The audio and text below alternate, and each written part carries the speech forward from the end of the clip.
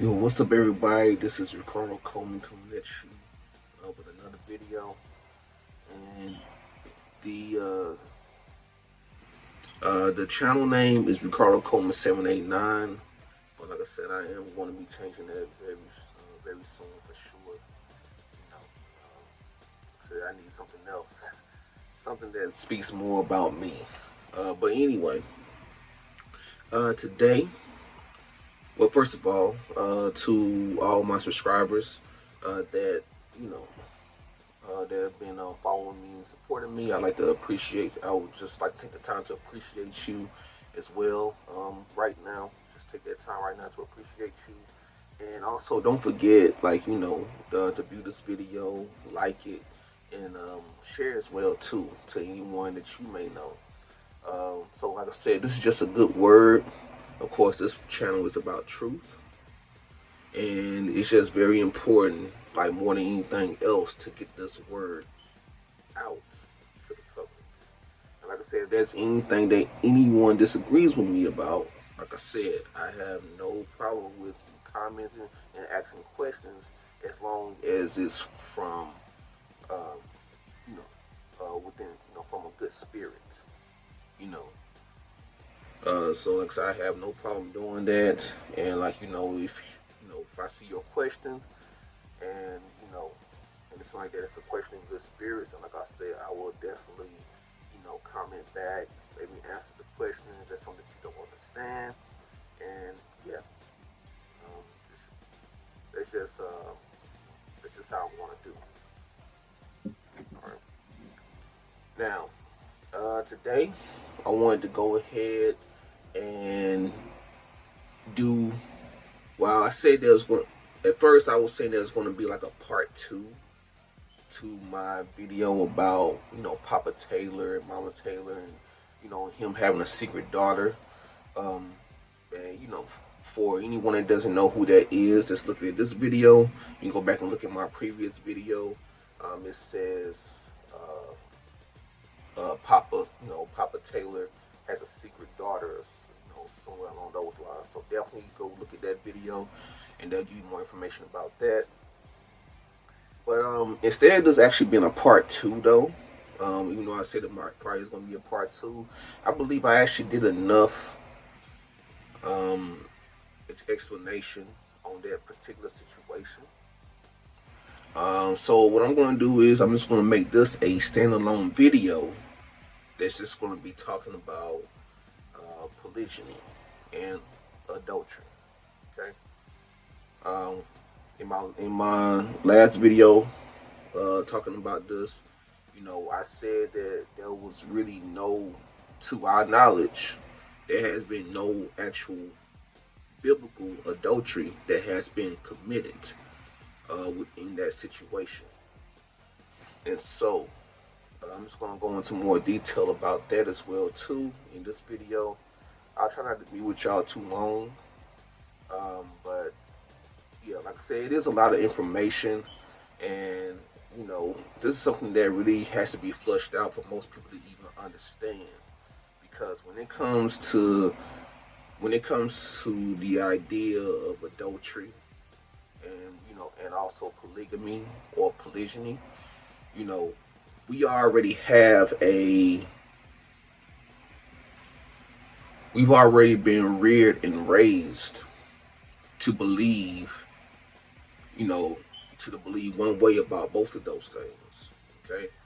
And when you are in the truth and you actually read the Bible, you actually begin to understand that what the world says is adultery is not adultery. And people also, have a problem with, polygamous marriages as well too. And like I said, if you actually go back and look in the Bible, there really is nothing that is condemning a man marrying multiple women. Okay? And so when it comes to stuff like that, it's going to be a lot of emotions that's going to be raised up, both men and women. I would definitely like to say women, but like I said, there are men that get very passionate and very emotional about situations like this as well too.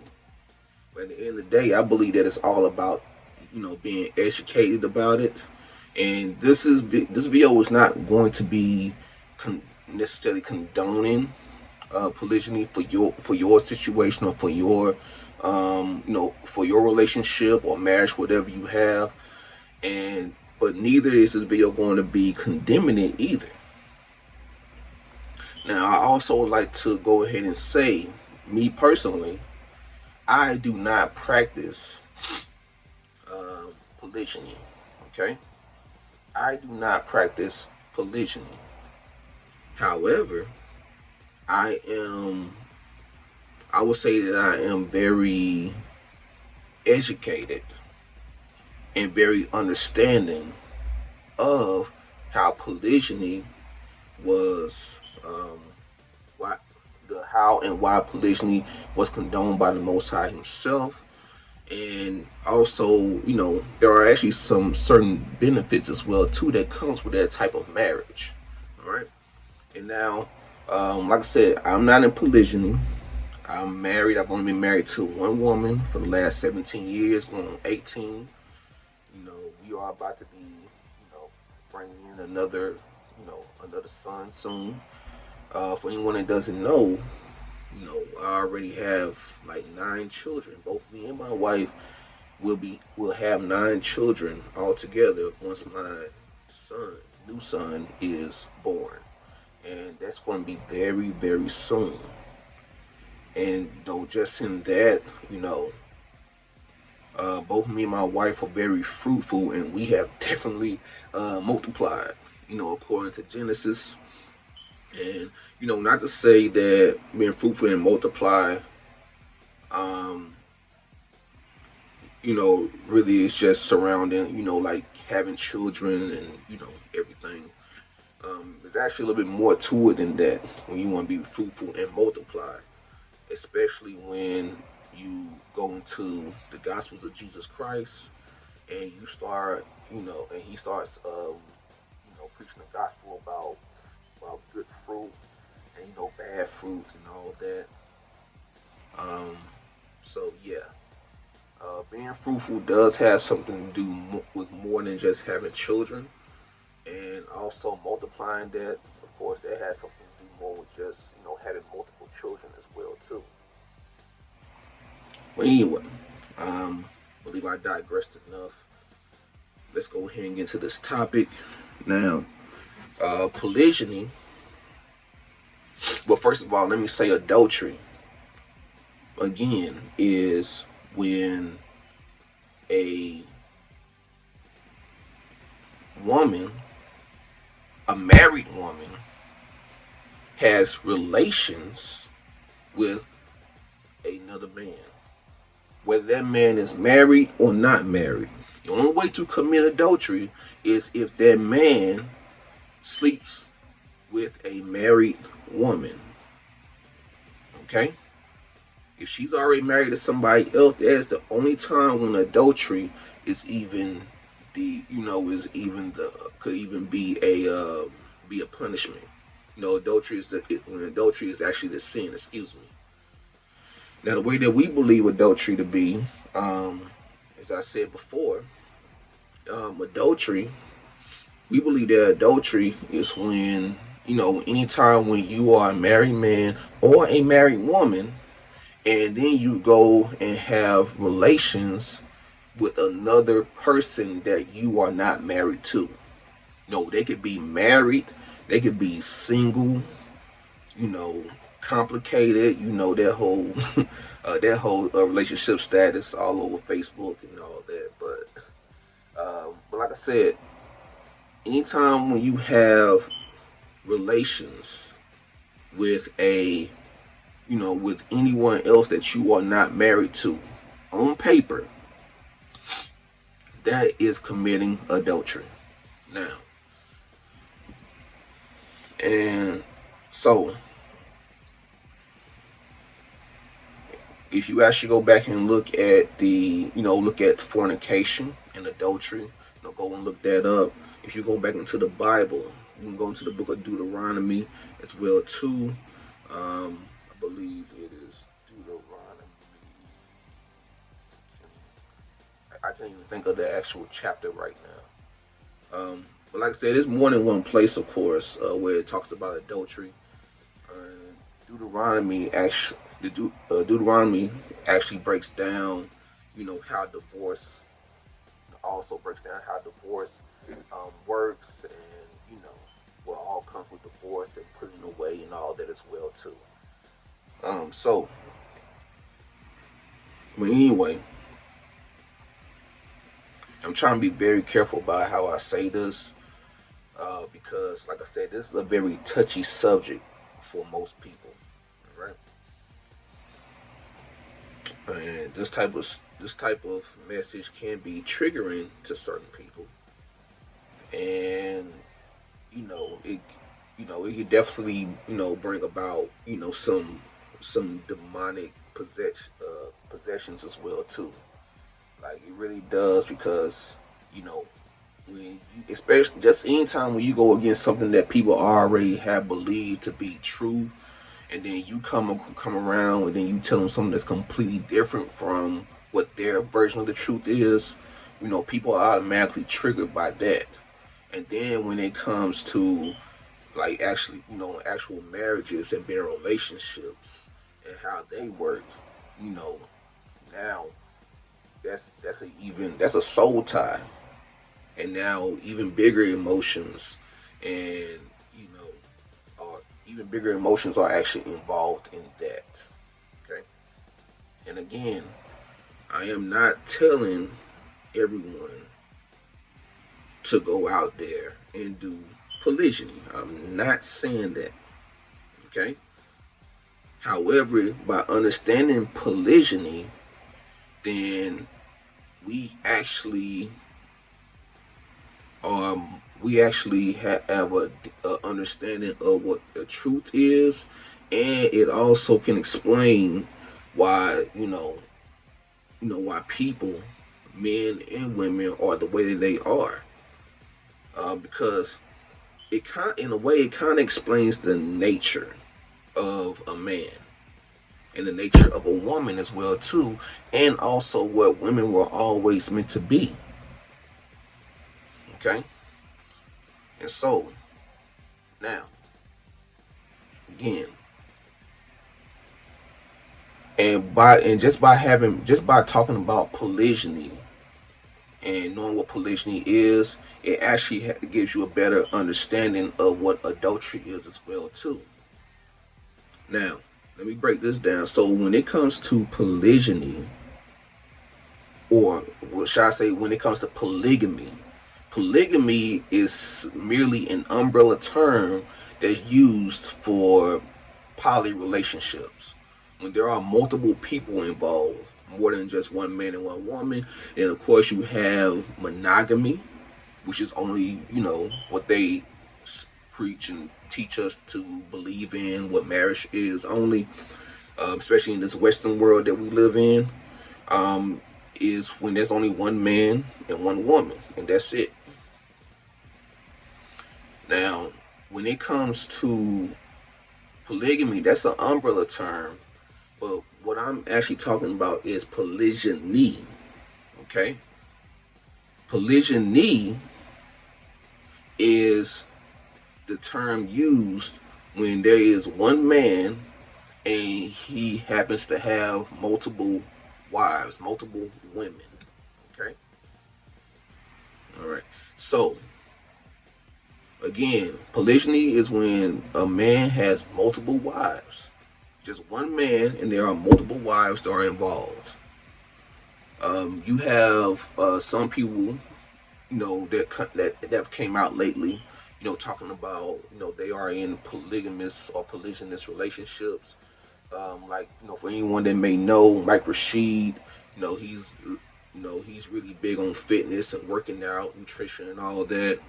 Weightlifting, and he actually came out like a while ago talking about, talking about that he actually had like two women and they was all in one relationship. Okay. Now, like I said, I can't say for sure if Mike Rashid is doing everything within the spirit that Yah intended for polygyny to happen. But however, he's just an example of how more people are actually waking up to the truth. All right. So polygyny is one man, one woman. One man, multiple women. It could be two, three, four, five, however many. Then you also have polyandry, and I get polyandry and polyamory mixed up. But I believe that polyandry is when there is one woman that has multiple husbands or multiple men, which is demonic. That is demonic, and because it goes completely against what the Bible says. It goes completely against what Yah's intentions were. It goes against the nature of a man and a woman for a woman to be in a relationship with multiple men at one time. That alone is actually really, in reality, adultery. Okay? Because a woman is not meant to have multiple partners at one time. In all honesty, women are meant to be with only one man, for the rest of their lives, or even for the rest of that man's life. Now, if that man was to die, be unalive, pass away, or in that case, then the woman will be free and she'll be able to go marry to someone else if she chooses. All right. Or even if a divorce happens, right? By biblically, if a divorce happens, then a woman will be made free to go and be with another man. Okay. But in reality, divorce really is supposed to be like an absolute last resort when it comes to marriages. Okay. Yah does not like divorce, and he definitely does not like the putting away. Divorce and putting away are two different things, and I may go into more details about that in a little bit. Now, when it comes to the other one is polyamory. All right, polyamory is when there are multiple men and multiple women within one relationship. That itself is also demonic. And so I believe I got those two right, the difference between polyandry and polyamory. But like I said, those last two that I'm talking about are, go completely against Yah's intention. It goes against his law. It goes against the nature of what he intended for us to be, especially when it comes to marriages. Okay, so the only one that is sanctioned by Yah is polygyny. Okay, and so the reason why polygyny was allowed, and I know that a lot of people are going to try to use this to go against polygyny, is because in the Old Testament, polygyny was very, very good for nation building.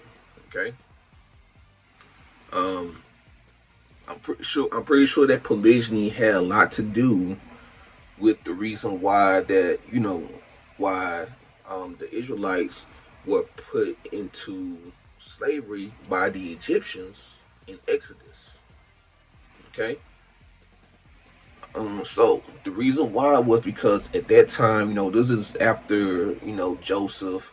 This is after the passing of Israel, and all the patriarchal brothers, all his sons, all the patriarchs of each tribe of Israel, and they was actually living in a land called Goshen that Joseph set aside for them to live in, for the rest of their lives, and also for the generations to follow after them too. And so when you actually go back and look at read Exodus, it says that the Pharaoh that rose up and actually had no remembrance of Joseph, right? He actually rose up and actually was threatened by the growth in the population of the Israelites, especially since they was like very close to Egypt. The Pharaoh actually was scared. He actually feared that they would become too powerful and then try to take over Egypt later if he let them continue. So that is the reason why the Egyptians ended up enslaving the Israelites, because they were, they was like growing in population. And when you look at the look at the old school, for lack of a better term, the old school and traditional families, or if you go, or historically, you know, you have tribes, of course, clans, and these families will continue to grow, and they will actually dwell together, right? It may not necessarily be in the same actual house, four walls, but like I said, they still dwell within the same tribe.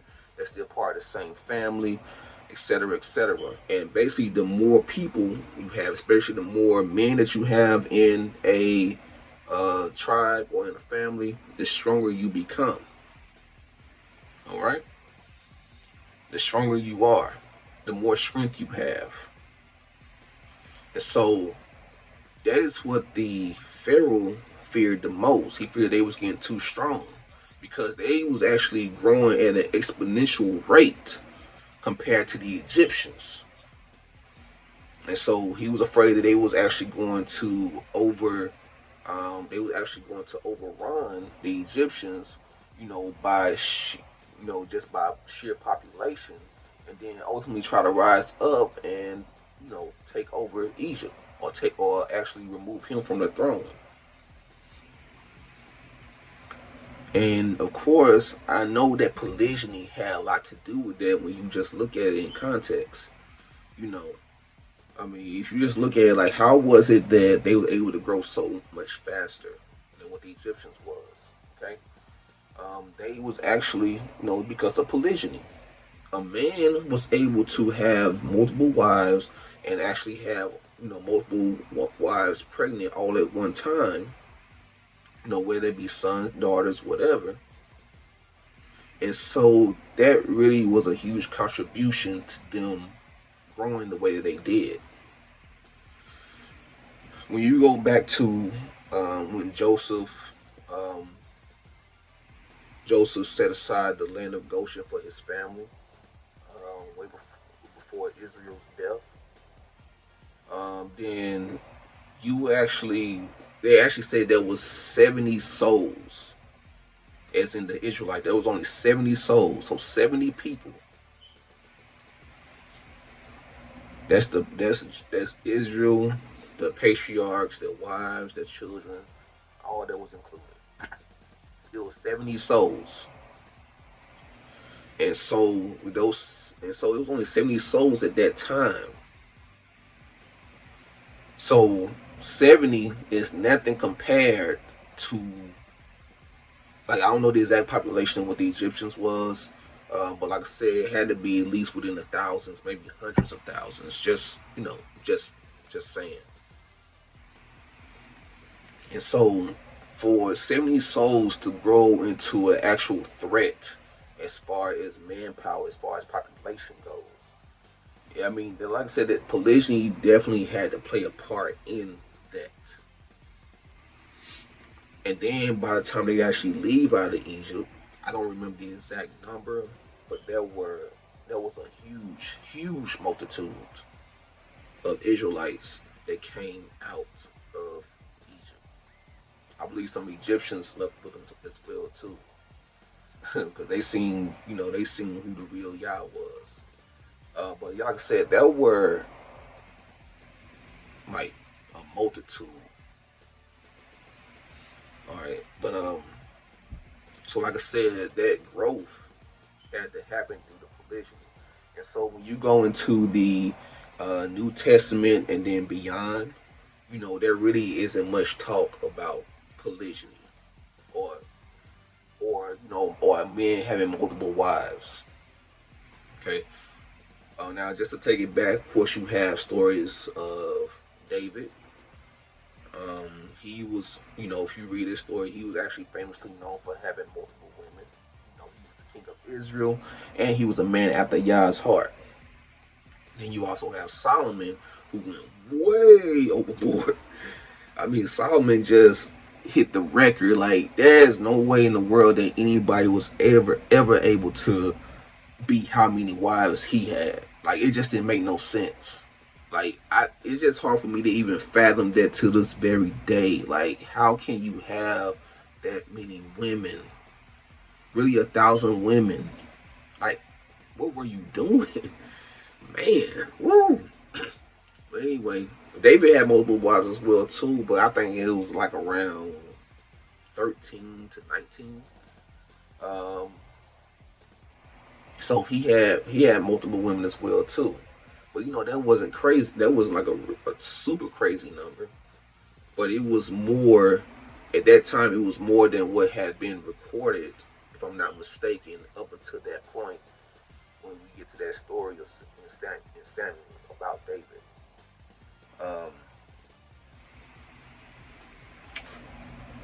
And so, of course, now, and the thing about it is, David never turned away from the Most High. See, what Solomon's problem was, he didn't he didn't, it wasn't the fact that he got in trouble for having too many women or too many wives, concubines, whatever. No, he got in trouble because they turned his heart away from the Most High. See, he had too many women, too many strange women, should I say. They actually turned his heart away from the Most High. Because when Solomon first came in, his heart was with the Most High. The Most High was with him the entire time. That is how he was able to acquire the wisdom that he did, because Yah blessed him with that wisdom. And then the riches, the glory, the fame all over the world came after that. But like I said, Solomon, for most of his rule, his heart was with the Most High, but he had too many strange women who would worship the same gods and still want to keep them ties to their gods and their cultures and everything, and that is what ultimately turned Solomon away. He became weak as far as like allowing those women to turn his heart away from the Most High. It was just too much for him to deal with. So then he actually started building statues and monuments of his wives' strange gods in the land of Jerusalem, where Yah already put his name on that, put his name and stamp on that land, and supposed to just be nothing but the land where we worship Yah and Yah only. But because it was an act of love, he loved his wives, and so he ended up basically loving them and what they want more than the Most High. Therefore, his heart turned away from the Most High. All right. So for anybody that keep trying to say that he got in trouble because he because he married too many women, it wasn't just the fact that he had married too many women. It was just the fact that he allowed them to turn his heart away from the Most High. And the Father himself ended up warning, Solomon. He ended up warning basically like all the Israelites way before then that you are not to marry strange women. and he would like list like certain women that you would marry. But like I said, Solomon, he did it all, and so they turned his heart away from the Most High. But yeah, you're not supposed. He already warned to not marry strange women. He would have been better off if he just stayed, you know, marrying other Hebrew women. Instead, he would have been better off doing that. But like I said, it just didn't work out that way. That's not what he wanted.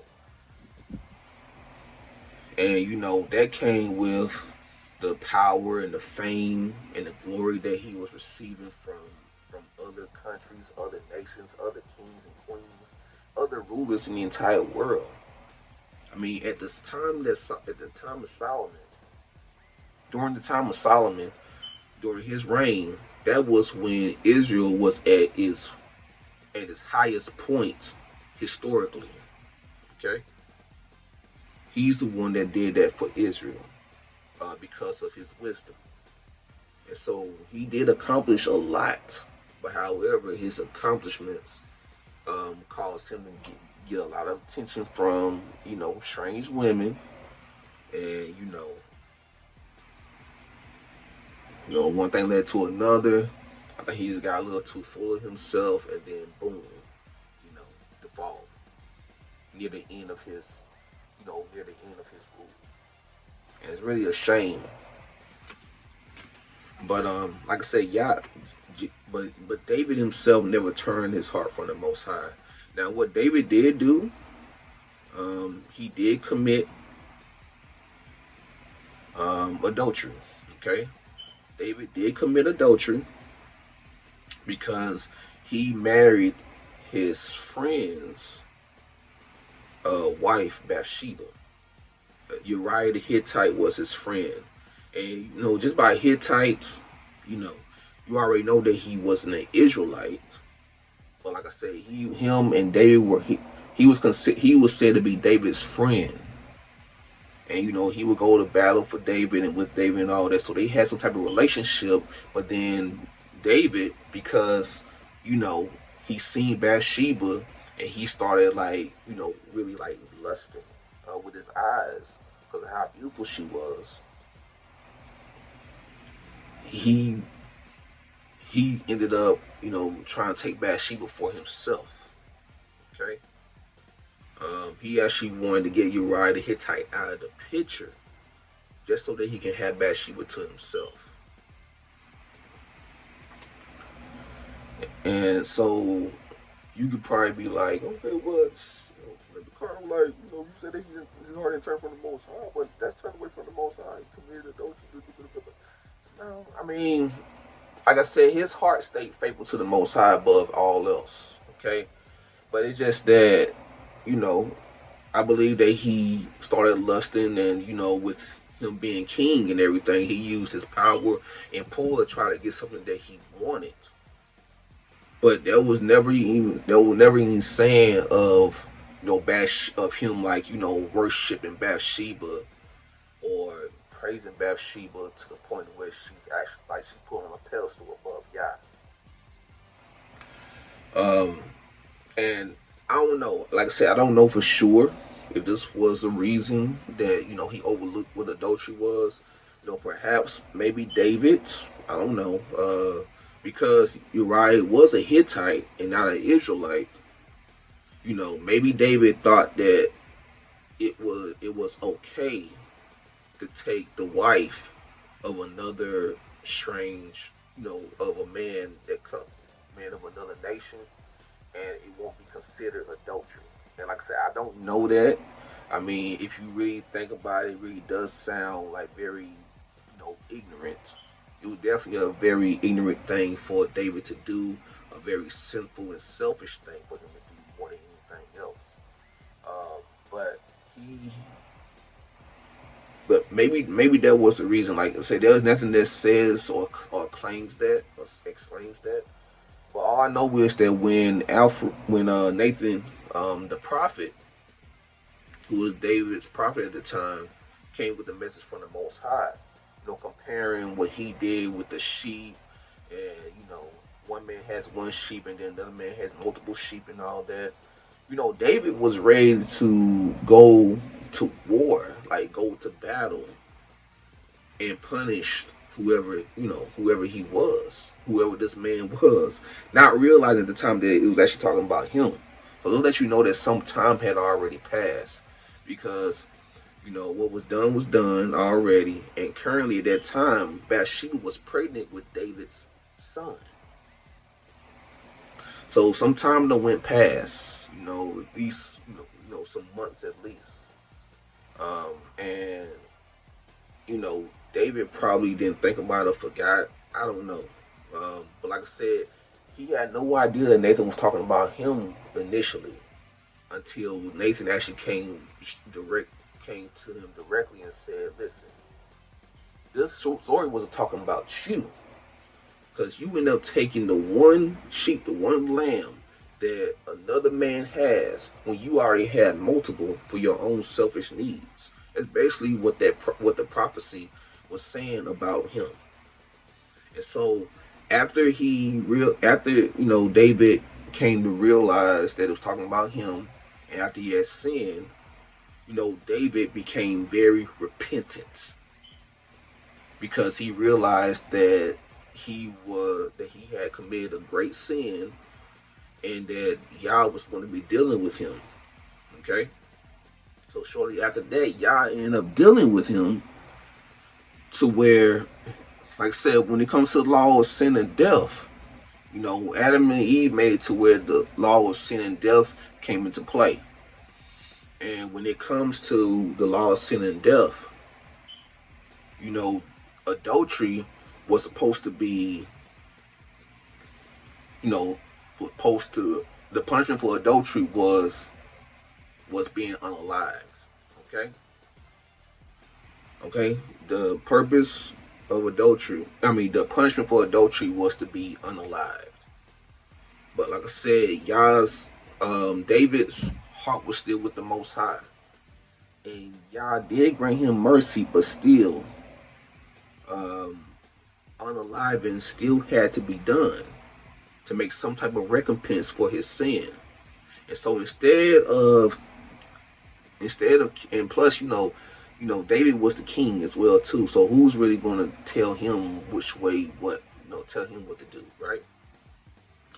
And so what Yah did, instead of unaliving David and Bathsheba, he ended up taking Bathsheba's and David's unborn son. Well, he was born. So the son was born, but he came out, he got very, very sick. And, David prayed for his life to be spared, for Yah to have mercy. But like I said, Yah already said what was going to happen. And Yah was not going to compromise on anything, because, like I said, David had to be punished. Now, however, him and Bathsheba were still able to move forward, and they ended up having Solomon later on. So they was able to stay married. Because, Uriah the Hittite, he was out of the picture at that time. But yeah, that is what an example of adultery is. Now, when David was married to Saul's daughter Micah, when he was married to, when he married the man, what's that man's name, Nabal? If y'all go read that story, and like I said, all this is in Samuel, okay, First Samuel. When you read that story about Nabal, how he was a wicked man, but his wife was actually good and wise and knew who David was. He ended up marrying his wife because Nabal, he ended up falling to his, he ended up going to the afterlife, should I say. He ended up falling.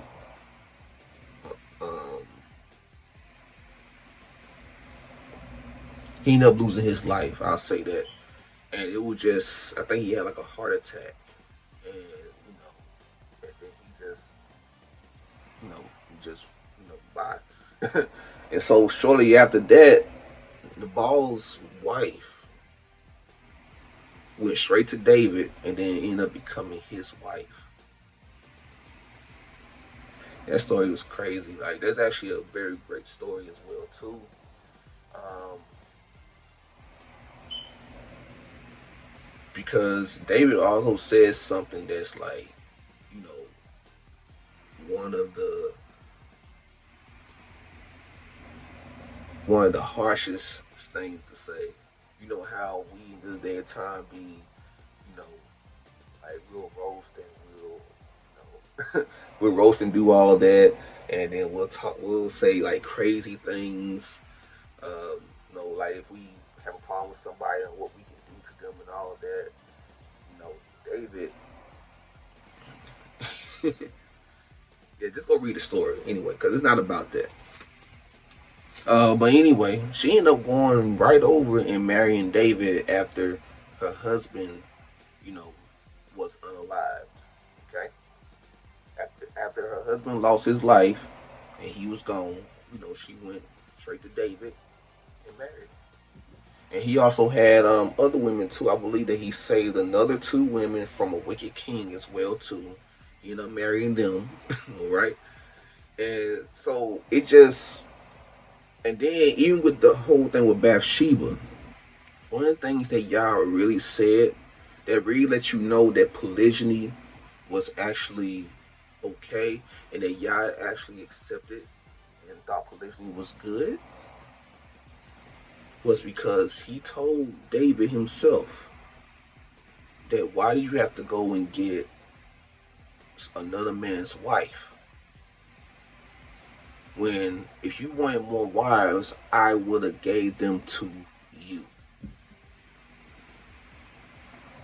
So if he was really in sin, right, by having multiple women, why would Yah himself, the creator of the universe, the source of all righteous and good, of love, why would he tell David that I would give more to you? Is Yah not a man that or not a spirit that respects not a person? I mean, as faithful as David was, he still dealt David a harsh punishment whenever he sinned, and that was it. But even at that time, there was no other man that was greater than David in the eyes of Yah himself. There was no other man that was more righteous than Yah himself. So, but Yah respects not a person. So he is not going to. So if there really was a law to where he said that you can only have one wife, why would he come back and tell David that he would have gave him more if he just asked?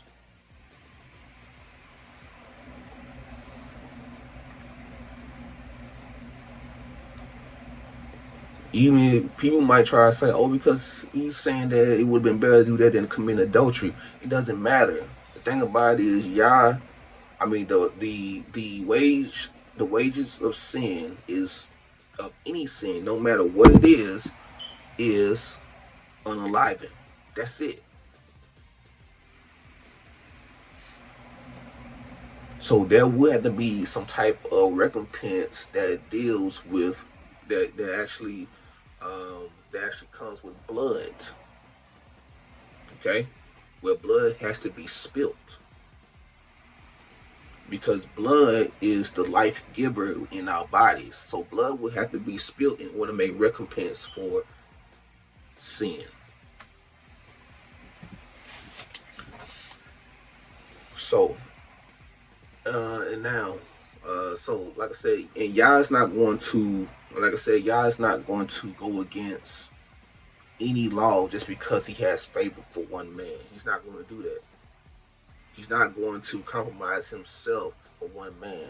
I mean, you might as well just make him a man or woman out here today who will find favor with somebody just because they're his son, or if he just has a favorite employee, if he's a boss at a boss or manager at some type of company, and then he actually, be rewarding them secret perks and and give backs and all that, instead and not doing it for everybody else.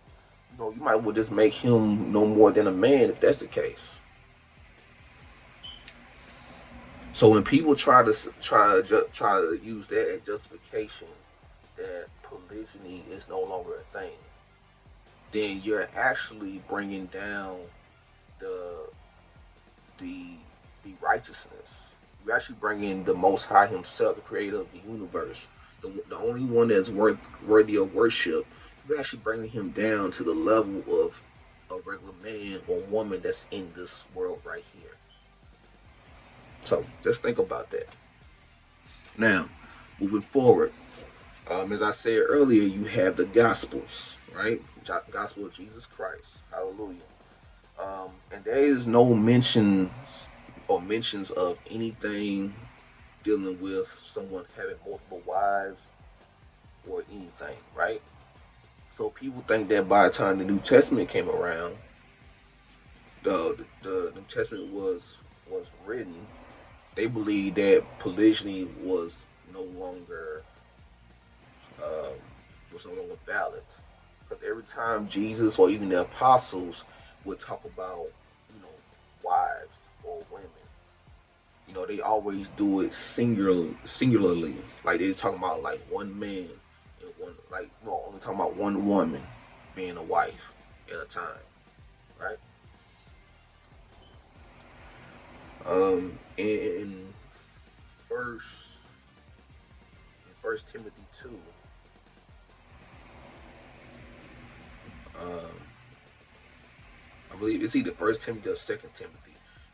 First Timothy, I believe, First Timothy 2, it talks about um, if you want to be a bishop of a church,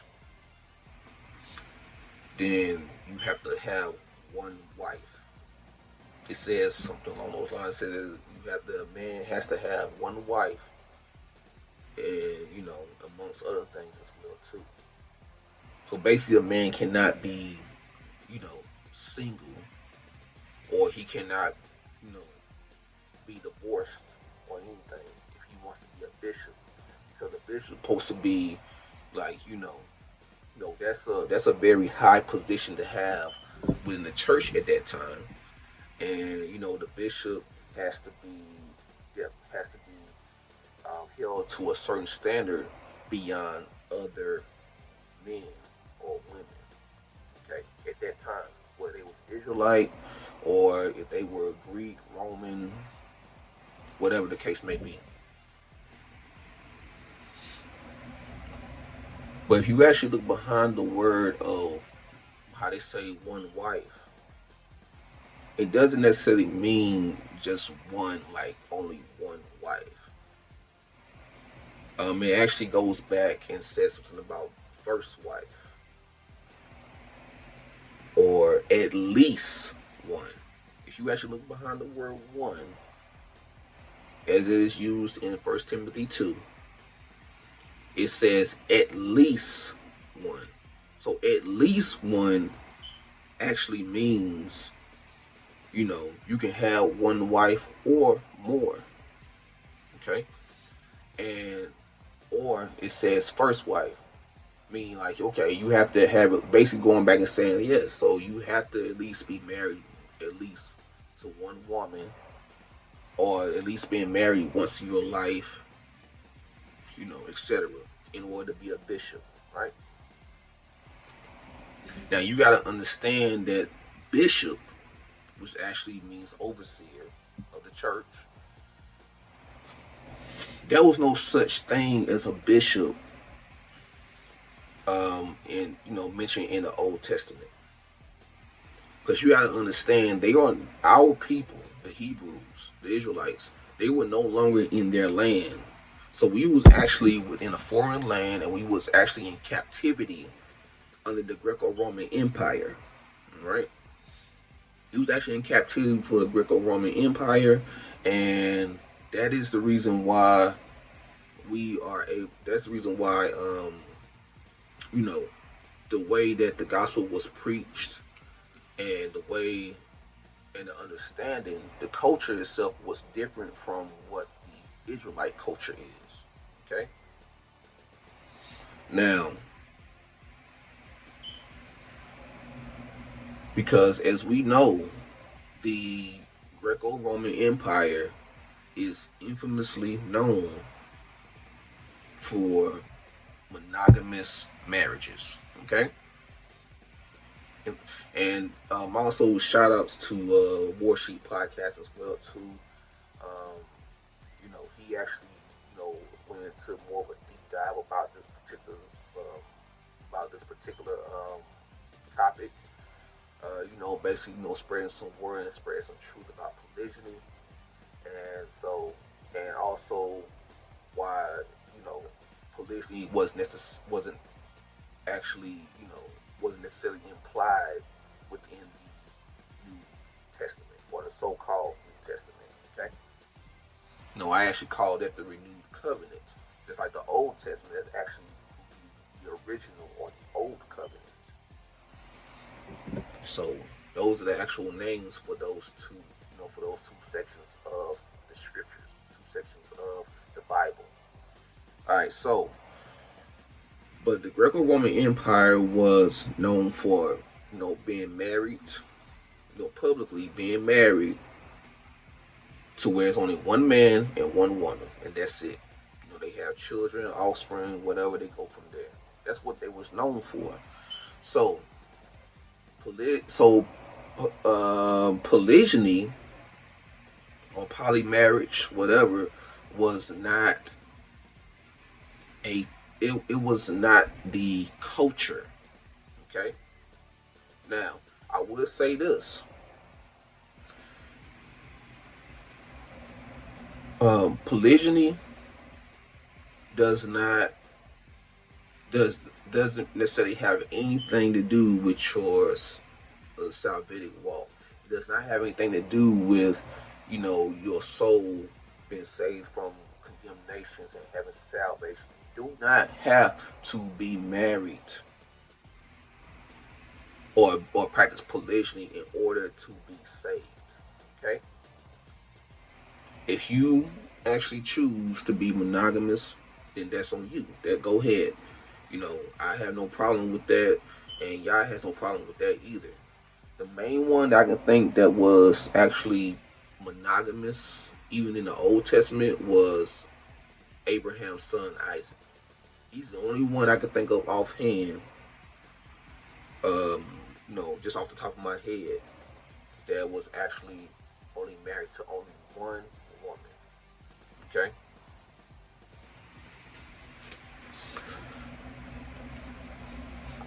But but moving forward, so that is the reason why. That's also the reason why that the apostles, Lord Jesus, really cared too much about trying to really force or preach or actually deem explanations on polygyny. That's the reason why, because it was not their culture, and it doesn't have anything to do with your actual salvific walk or having the Holy Spirit. It has nothing to do with that. So, based on where they were, that's the reason why they preached and taught the way they did. Both Jesus Christ himself and also the apostles after him.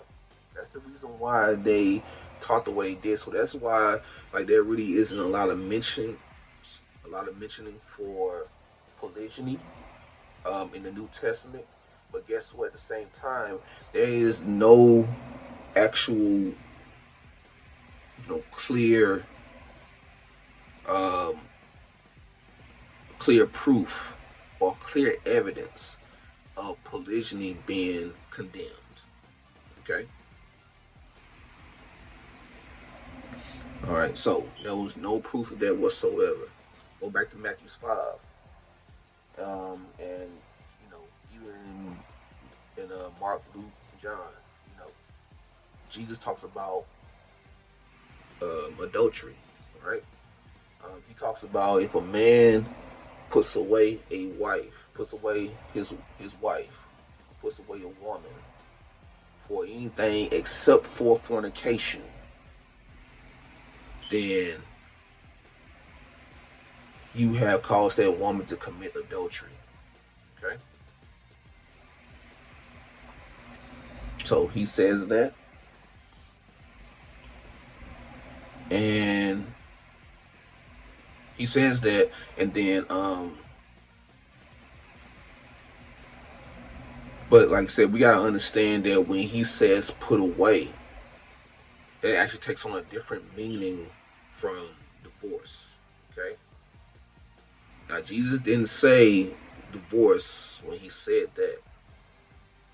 Or well, he did mention it to the Pharisees, or mention it to everyone, when he said it has been told to you that you can divorce a woman for any reason by giving her a bill of divorcement. Okay? But then he goes in and tell you that, very verily I tell you, which very verily means he commands them, that if you put away a woman for anything other than fornication, then you have caused her to commit adultery with another man. If another man sleeps with her, you have caused her to commit adultery. And so by you causing adultery, right? See, y'all definitely went into more details about how if you are the cause of an offense or cause of someone sinning and there's no repentance or forgiveness, then woe unto you. So that you actually going to be deemed accountable. You're going to have their blood on your hands, and you may actually get a worse punishment as well too. This is what he was saying in that. Now, fornication, like I said before, is any type of illegal or illicit, sex, okay, that was done, okay. Anything outside of a man being, a man having his own wife or wives, all right, and only having relationships with them was considered, fornication. Okay? I mean, sorry. I think I said that wrong. So, fornication is any act of illicit or illegal sex, right? So, adultery is actually a form of fornication, all right? Because, like I said, fornication is an umbrella term. It is any type of illicit or unlawful sex. Okay? Any type. Alright? Any type. So, adultery is within that too, because a married woman is not supposed to go and be with another man. She's already spoken and accounted for. I mean, she's already married to this one man, and that's who she's supposed to be with. And only if he was unalived, or if he was to pass away, or if he was to be divorced, that's the only time when she is no longer bound to his law. All right. Paul in Romans 7, he says that a woman is bound to the law of her husband.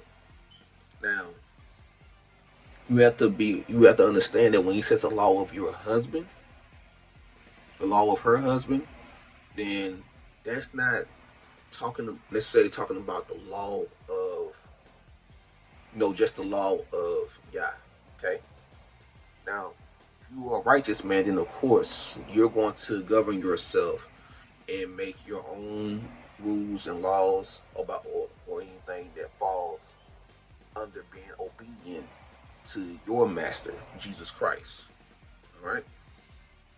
But even if you are not a follower of Jesus Christ or a believer in Jesus Christ, that woman is still bound to the law of her husband, as long as his law does not commit or lead to that woman actually sinning against the Most High. at that point, then at that point, then she is actually it's actually okay for her to divorce at that time. Because at the end of the day, if she ends up sinning because of her husband, right? Like for instance, if her husband tells her that you have to go steal grocery, you have to go steal for me every once in a while. You're gonna be with me. I'm just like putting an example out there. And like I said, stealing, as we know, goes directly against the commandments of Yah. Thou shalt not steal. Okay, so a woman in those cases like that, a woman has a right to say no to her husband. And if it's too much, then she has the right to be divorced from her husband as well too. Right?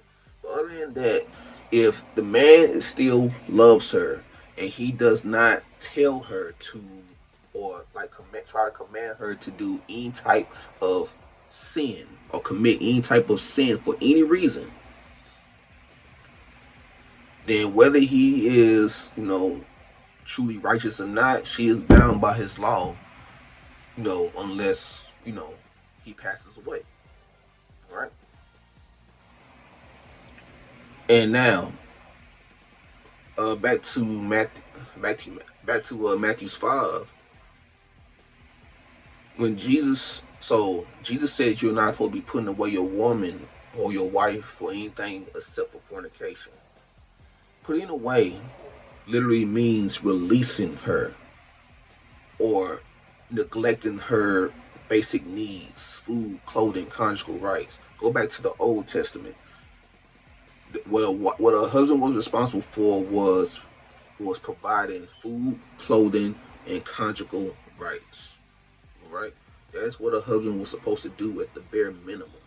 If you are not doing that as the husband, at least at that that bare minimum, then you really are not considered to be a husband to that woman. All right.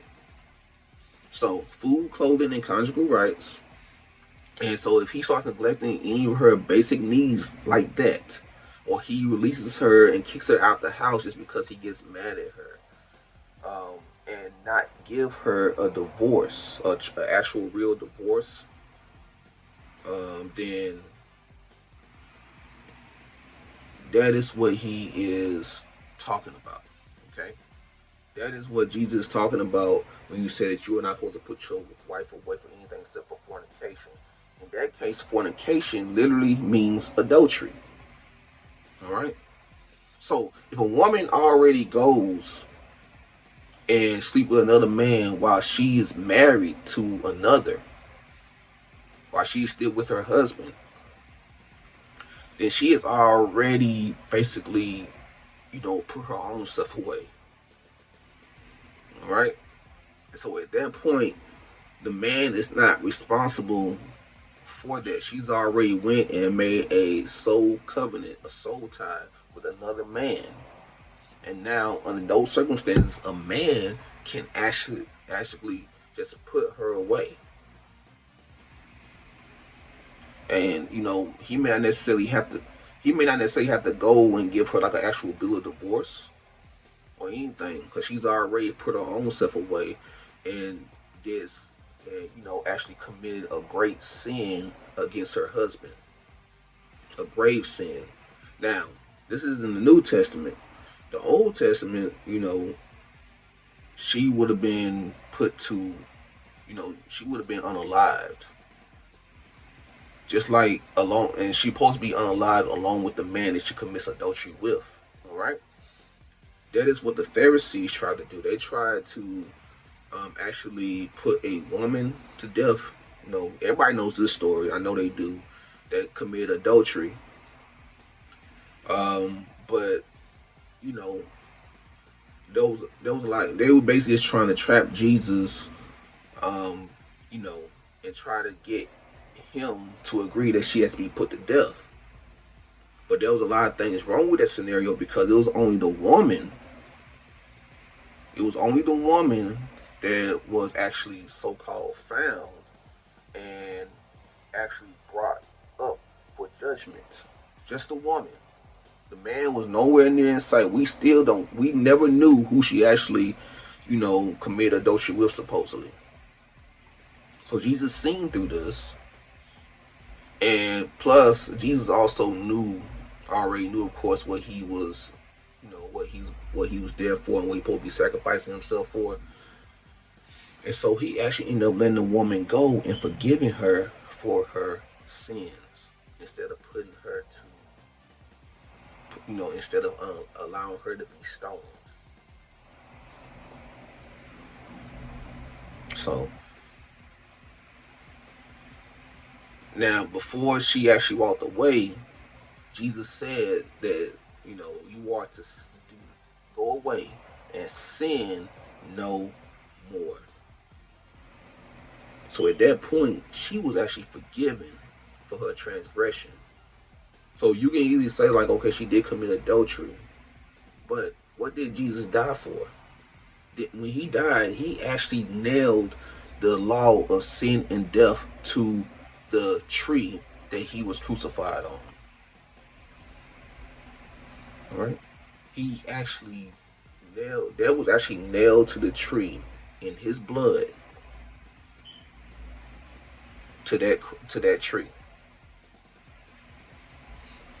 And so following that, so even before he actually was, was crucified, Jesus already knew when he was there. And so this was actually the beginning. It was actually it was actually foreshadowing, should I say, of how adultery was going to be dealt with moving forward. But like I said, we're not in our land. You see, the law of sin and death, that was within our land when we was in our own land, but we can't go out and do that when we are amongst the Gentiles anymore. Because now we're amongst other people of other nations. Each nation had their own rules and, their own laws and everything as well too. And so, like I said, we are no longer able to, and we shouldn't even want to anyway, to actually take the life of somebody else because they committed adultery. All right? And so, I've actually been doing this like over an hour now, y'all. So, let me just try to go ahead and land this plane.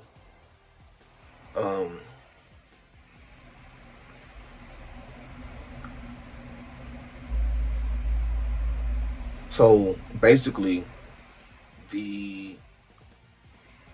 like polygyny. There's nothing that ever clearly states that polygyny has been outlawed or been put away or taken away. Okay. Now, as far as polygyny goes, there are actually some benefits if you are in a polygynous marriage. Okay. Like I said, the more women that a man has, the more helpmeets that he have as well too, to make sure that everyone's needs are met, and his needs are met, and also the more help that other wives have as well too. And so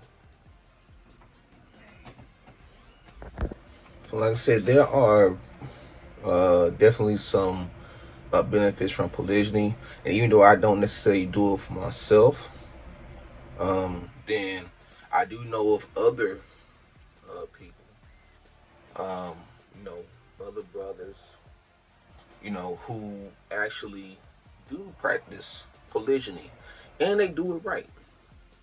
All right, so they do. So, like I said, there are some great benefits, and some of those households, they actually practice polygyny, the right way. Not like what you see on like TV, where you got the Mormons and what they show and all that, or like sister wives that show sister wives, you got to understand that when it comes to polygyny, it's not about the women per se. Well, I ain't gonna say that. It does have something to do with the women, but it's about the man first. Like it takes a great quality of a man or a great righteous man in order to be happy in polygyny. Okay, and so like I said, I'm not going to go into too much detail about some of the benefits. Like I said, I don't actually have that. I haven't actually experienced it for myself at this point. All I can tell you is that there are some great examples of people who are polygamous, and it actually works out for them. But at the end of the day, um, it does come down to the man first, and what quality of man that you have, and then the women second. So it goes. You can go back to Adam and Eve.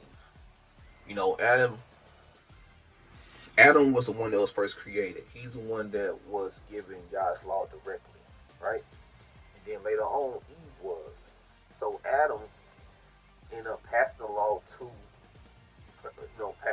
passing the law and the knowledge of Yah, and no, he knew he wasn't supposed to eat that fruit, so he told Eve not to eat that fruit, but she went off by herself and allowed herself to be deceived by the serpent. She allowed herself to be deceived by Satan herself. Why? Because when it comes to women, then they are considered a weaker vessel, not just physically, in physical strength, but also spiritually as well too. And if you actually go back to Adam and Eve and get a better understanding of the Bible and the amount of righteous women compared to righteous men, there really aren't too many women that were considered to be righteous, in the Bible, out loud. I'm not saying there weren't any, but like I said, you definitely have more men than women who were considered to be righteous within the Bible. Okay? But at the end of the day, she was the one that ended up, being deceived by Satan. But then you also have Adam, where most of the fault actually came on his part because instead of correcting his wife or knocking that fruit out of her hand or telling her don't eat that, tell her to spit out whatever she may have had, if she was able to spit it out, instead of actually stopping her, he allowed her to convince him to join in. And so at that point, that is when sin and death entered into the world. Well, let me rephrase that. That is when death entered into the world and entered into the souls of man. Okay? So, no, like I said, Yah himself did not even show up when it was just Eve that ate that fruit. He didn't show up until after Adam ate that fruit. So that lets you know that when it comes to anything that in this life, men are actually have more responsibility and obligations than what women have. Okay. Now I know women. I'm not taking anything from women at all. Women can have very busy lives, especially when they're mothers, and especially their mothers, and then also dealing with careers and stuff. I get it. That's fine. But when it comes to actual leadership and spirituality, the Holy Spirit, when it comes into the eyes of Jesus Christ himself, and therefore the eyes of Yah, everything falls back on the man. Okay? So if a man is allowing his women to just run amok and do whatever they want, then guess what? It's not just the women that want to be dealt with. He's going to be dealt with first as well too. God's going to come to that man, punish that man first. or he's going to be, or he is going to go to the man and rebuke that man first, however he sees fit, and then he may pass it on to the, then he'll pass on punishment to the women as well. All right, but like I said, he's always going to come to the man first. He is never going to go past the man and go directly to the woman to rebuke them for anything. That's just not how Yah works. That's not how Jesus works. That man's going to be rebuked before anything else. He's going to be punished before anything else. And then after that, it's really up to the man whether he actually, absorbs the rebuke and become better and fix his mistakes, fix his error, fix his sin, and actually get his house in order, or if he's just going to allow that woman to just run him up, or those women to run him up.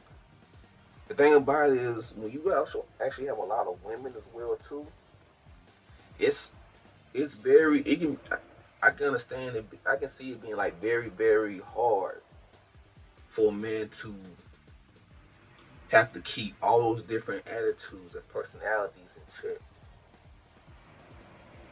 That's a lot of responsibility on that man. It really is. So that's why, like, polygyny isn't for everybody. That's one of the reasons why polygyny isn't for everybody. Because you as the man, you may not have the spirit or the mindset, the thought process. You may not be able to have the strong will to basically endure to the end and to still keep close to the Most High and make sure that Yah is first in your heart. Because you could end up just like Solomon and then fall away from Yah, all because you are trying to deal with too many different women at one time. And then you end up giving in and bidding to their will versus them bidding to yours. That's the only way that polygynous marriages can work, is if a man actually are able to keep his women in order. Okay? Now, and like I said, the man also has to be able to be the provider as well too. That's another thing. Man, y'all should not get more women than what you can provide for. Right? So especially if you are just a young man and you're just starting out, you might be like, your late teens, early 20s, and then you decide that you want to be married, then guess what? In most 20-something year olds and 18, 19-year olds, like, they don't have everything put together. All right? They don't have the money or the able to provide, the mindset to be able to handle that. Okay? That in most cases, that type of mindset to do it the right way and to be able to take care of your women comes with time. It comes with age. All right? Like, it comes with a man like truly finding his way and really learning how to be a true husband to his wife. But if you can't do that with only one woman, then how in the world you want to be able to take on other women, all because you may be burning with lust? Just the thing, polygyny is not about lust. Okay? It's really more about obligation, responsibility. It's about having that soul tie. For women, it's about even like, in some cases, marriage can actually take away a woman's reproach or their shortcomings, right?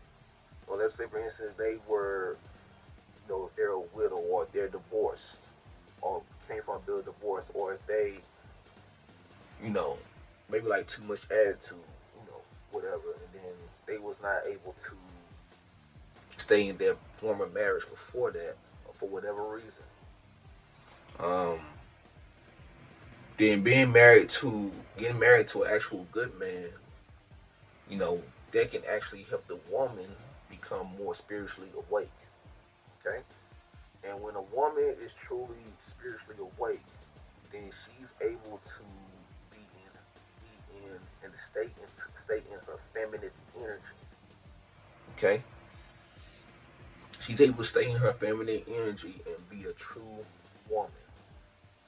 Because some women now, especially in this day and age, they may not realize it, but some women actually have, very manly, manly spirits. Where, oh, I gotta do everything, running around, or they try to take control when they don't need to take control, or try to take the lead in their relationships. Whenever they feel like that their man or their husbands, whatever they call them, can't handle it, or they feel like they gotta be, or feel like they gotta be up in another man's face and tell them off instead of just letting your man handle it, your husband handle it. No.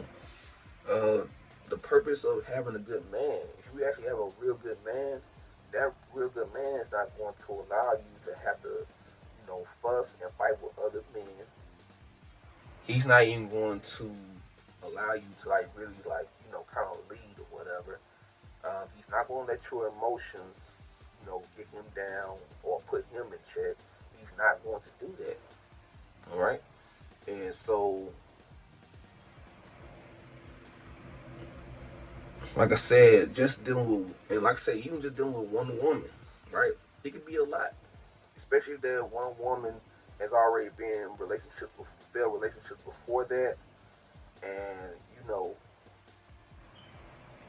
in every relationship, most women actually take on the tendencies of their, of their former husband or their former man, whatever the case may be. They actually take on some of their tendencies. All right, and so at that point, if you come into another relationship, even with a good man, now that man has a much harder battle, because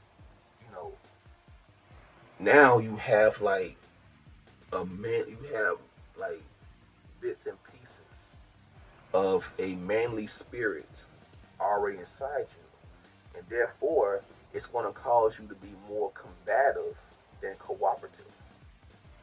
Okay, and so, like I said, now a real good man, like I said, even if a woman has been in multiple relationships before that, if a man is able to get past that and still see a need or desire you to be his wife, then he's going to find a way to to really melt to really melt your heart, should I say. And he's gonna make you trust him to a point to where any aggressive or many tendencies that you may have had prior, he is going to be able to actually really melt you down to where you can be be truly in your feminine energy. What's that song by Ari Lennox, "Be Your Soft Girl Era"? So yeah, like that. What she talks about in that song. You could be in your soft girl era too, but like I said, you just have to allow a man to actually lead you and love you the way that you're meant to be loved. Okay. And you have to understand that the way to do that is to allow that man to follow Christ. Not to follow you, but to follow Christ. Then everything will fall into place. A man's supposed to love his wife or wives as he loves the church. See, a real man, he's going to love you the way that Jesus loved us. He's going to rebuke. He's going to teach. He is going to preach. He is going to love you, spend time with you, be intimate with you.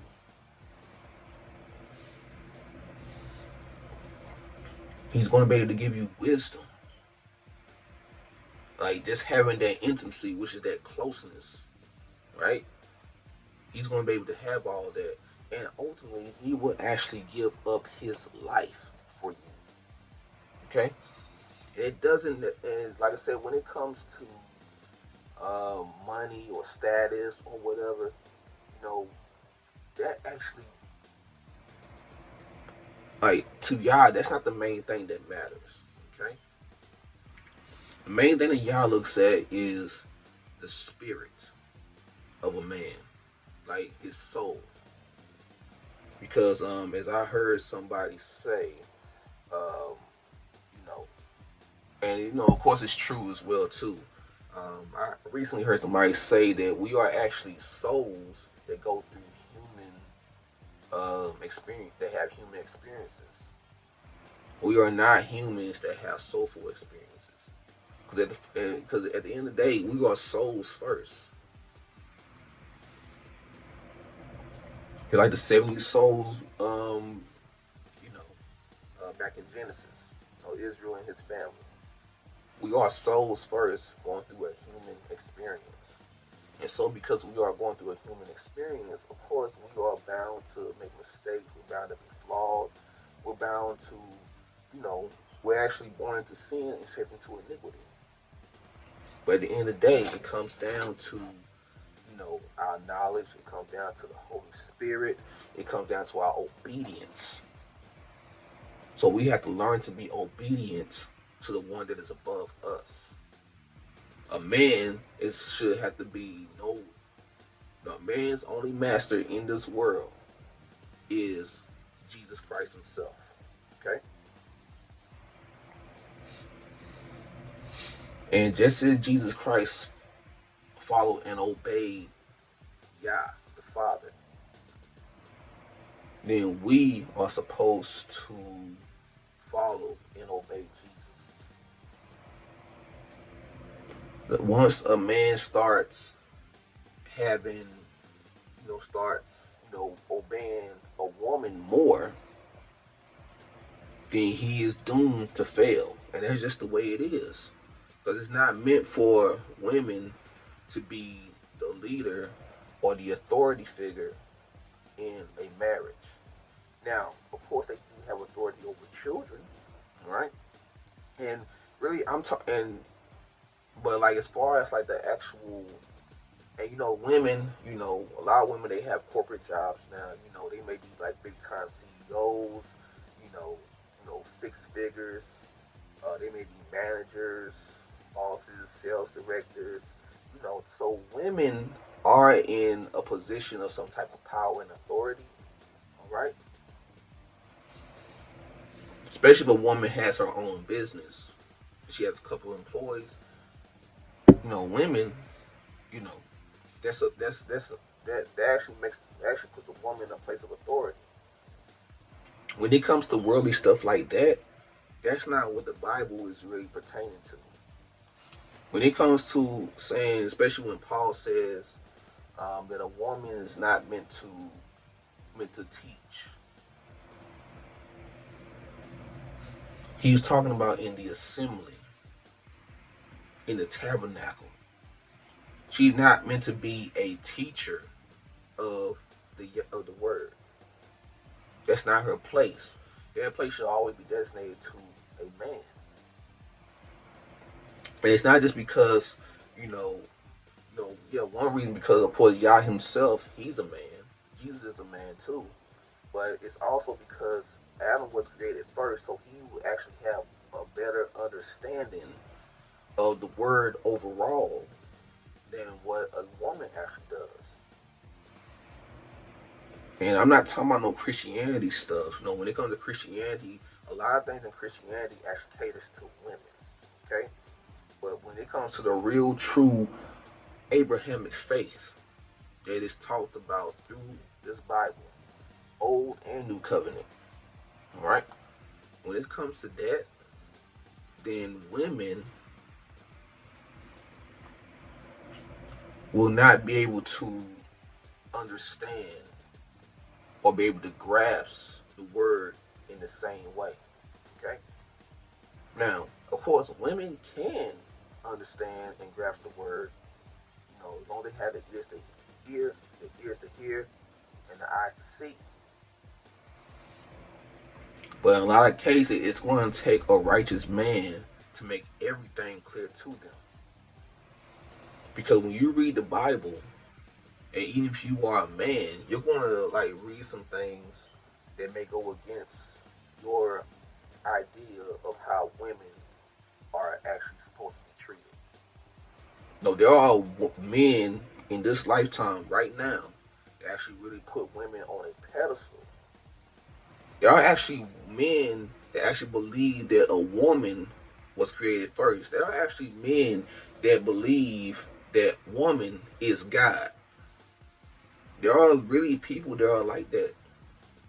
And so once a man has already given himself to given himself um, to demonic thoughts like that, then he is already on a downfall. He is on a slippery slope to the lake of fire. And that's just the way it is, unless he repents and turns away from that type of thinking.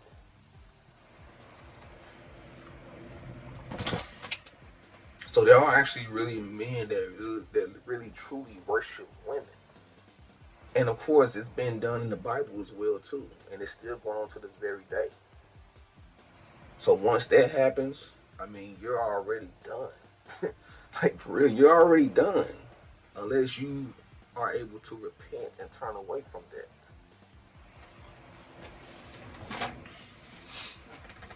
But like I said, when it comes to worldly stuff, there's nothing against a woman being a manager or a director or a CEO of a company. There really isn't. I want to get that clear. But when it comes to the assembly and when it comes to her household, if she is married, then she cannot take no place of authority above her husband. She cannot do that. It is commanded against that. Yah commands against that. He really does. And there are men who really need to get with the program and really take control of their households. All right, because there are some men that just don't, they basically just give in to whatever their wives want or say, just so they feel like they can have like some peace. And when a man has to get away from his wife just to have peace, then there's a problem with that. The wife is supposed to be his peace.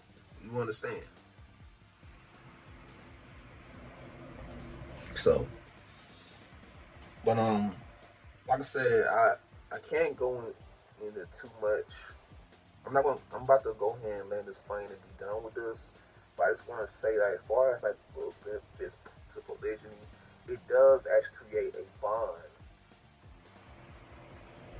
a very strong bond between a man and even between the women themselves as well. It really creates a true bond. Even if they have nothing else in common, for example, they are still able to bond over what is desired of their husband. And they're able to form a sisterhood just to get something, get whatever they need to get done. For his sake, for his name. Okay? Because at the end of the day, every house that is built, or every house that is made, is always the man's house. And any women or children that he adds to that house is completely up to him. Okay? Even when it comes to a man, there are some men that actually want to have a lot of kids. But there are some women who may not want to be pregnant for that too many times. So in that case, if that woman is not trying to give this man all the kids that he wants, then she's actually like going against his vision and his desire for his household. When a man's household is supposed to treat him as a king within his household. Okay? Now, and when Eve was, and also when Eve was cursed, right? What was her curse? How does she ate that fruit? She said your desire would be for your husband, or your desire would be of your husband. Meaning that she would have to, and now she was like clearly commanded to do what her husband desires. Okay? And people, and there are some people that may try to argue, well, it wasn't like that before they ate the fruit. No, it wasn't like that before they ate the fruit. No. Either way it goes, it doesn't matter if you want to believe it was like that or not like that. At the end of the day, we are still in that fall of Adam and Eve. We are the product of their fall. And man is still in a fallen state to this very day. That is why we sin. And we're not going to be able to remove ourselves from this fallen state until Jesus comes back for us. And he actually awards us and blesses us with a place in the eternal heavenly kingdom. And that's how that goes. But yes, women, you have to submit. It doesn't matter if there's one of y'all or 4 or 5 of y'all. You have to submit to your husband. 1 Peter 3. Go look at that. Men, do not take on more women than what you can actually handle. Do not let yourself burn with lust. Okay? Do not allow yourself to burn with lust for other women when you know that you may not be in a position to actually take them on as a wife. Or if you just see them, they're not really wife material. Sometimes men can actually lust over women because of how good they look, but there are like clear signs that woman may not be marriage material. Okay? And at that point, if you try to go and have relations with that woman and you're not trying to endow her as a wife, or endow her as a wife, then guess what? You have committed fornication. And like I said, fornication is not just adultery. Fornication is any type of illicit sex. So if a man actually has sex with a woman and he does not endow her to be his wife, right? Or even his concubine. That's not really a term we use now. So I'm just going to stick with wife. If he doesn't endow her to be a wife, or if you feel like that you don't want her to be a wife, then guess what? Do not lay with her. Just don't do it. Because now you may actually be placing curses on your house versus adding a blessing. Okay? All because of your lack of good judgment in that situation. Alright?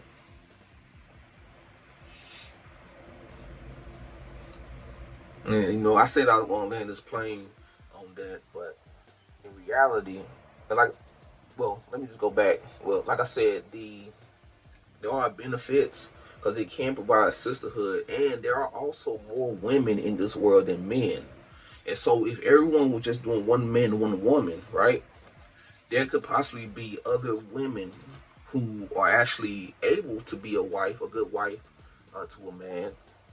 And, but they're not going to be able to be married all because they believe that marriage is only one man and one woman. So now you're going to actually have some good women that's going to be put on the back burner, or probably never be able to marry, or at least marry someone that's actually good for them, all because y'all believe that marriage is only supposed to be one man and one woman.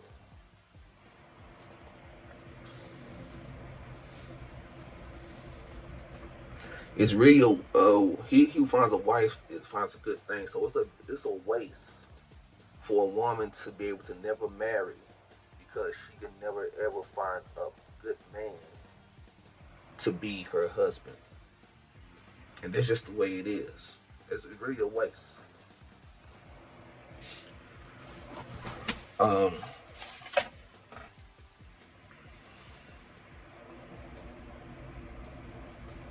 what was I about to say now? Oh yeah. So like I said, so polygyny. So this is actually gonna be my last note, y'all. I promise. This is my last thing I want to say about this. This, when it comes to polygyny is not. It's not the same as what a lot of men do, right? In this day and age, this goes back to the whole education aspect that I was talking about. I believe if more men and women educate themselves on polygyny and know how it works and this, that, and the other, I believe that there are a lot more families that will be able to stay together. There'll be a whole lot less divorces. And I believe that there will be more righteous, I believe that it'll be more righteous men, women, and also more righteous children being bred as well too. All right. Um, a man that just going out and then let's say for instance, see the thing about it is when it comes to education, even though a man may be happily married, right? And this is just a truth, y'all.